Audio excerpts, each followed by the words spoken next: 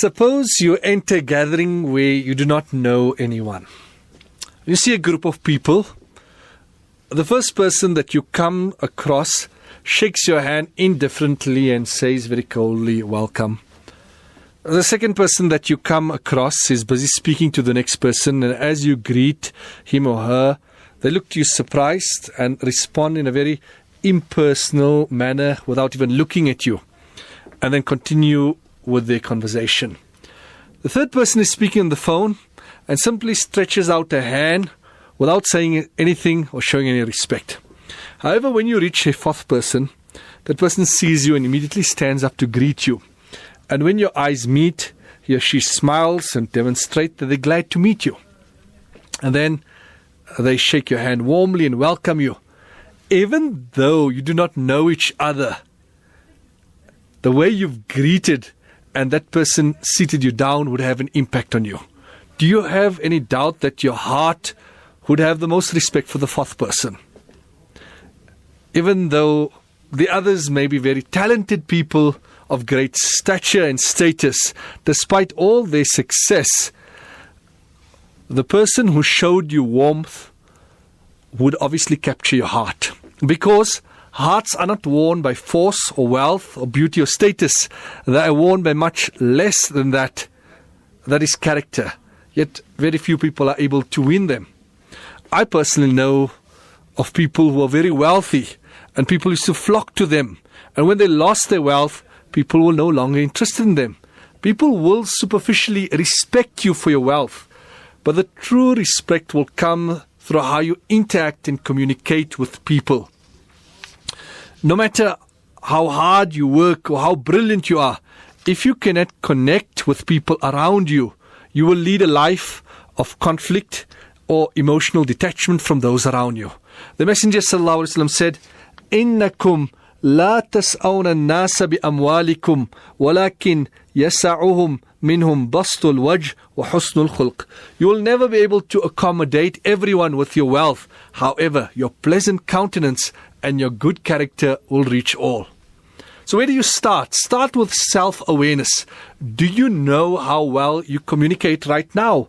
What works and what doesn't? If you don't know, gather feedback so that you know your strengths and your weaknesses.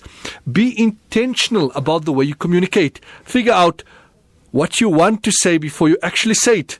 Treat people the way you'd like them to treat you. Talk to people the way you'd like them to talk to you. There's a narration of the Messenger ﷺ in which he said, فَمَنْ أَحَبَّ أَن يُزَحْزِحَ عَنِ النَّارِ وَيُدْخِلَ الْجَنَّةَ وَيَأْتِي مَنِيَتَهُ وَهُوَ يُؤْمِنُ بِاللَّهِ وَالْيَوْمِ الْآخِرِ فَلْيُؤْتِ إِلَى النَّاسِ الَّذِي يُحِبُّ أَن يُؤْتَى إِلَيْهِ. Whoever desires to be saved from Jahannam and be admitted into paradise, he should treat people the way you would like to be treated. Try not to do to others what you would not like them to do to you. You wouldn't like someone to swear at you? Don't swear anyone. You wouldn't like someone to cheat you? Don't cheat anyone. You don't like anyone to gossip about you? Don't gossip about anyone. You don't like people to carry tales about you, so don't carry tales about anyone else. Wouldn't you like people to forgive you if you've made a mistake? So when others make a mistake, then forgive them. Are we even intentional about the way we greet and how we present ourselves? We need to consciously be warm and accommodating. The perfect example in all spheres of our life is in the life of the Messenger ﷺ. There is the world-famous book by Dale Carnegie on how to win friends and influence people. And how many other books there are about that and that he has written. Stop worrying and enjoy your job. And Sheikh Muhammad Al-Arifi, a contemporary Arab scholar, says that as a young person, 17 years old, he was very impressed by Dale Carnegie. And he would read his books every month as suggested by the author. And then he came to know the fact that Dale Carnegie committed suicide. And Dale Carnegie did not really benefit from the concepts that he was advocating. And the Sheikh said that he started looking at the seerah and gathering anecdotes from the lives of the pious and observed that all that Dale Carnegie has put, and even more than that, has been gleaned from the seerah. And the perfect example in that regard has been presented to us by the Messenger sallallahu alaihi wasallam. So people will forget what you said to them, but they'll always remember how you made them feel. And that is spreading happiness. And when you spread happiness, you're bringing happiness to yourself. Moral character is the DNA of success and happiness. If you'd like to attain happiness, develop and enhance your character. And in that way, you'll be enjoying greater happiness and spreading happiness.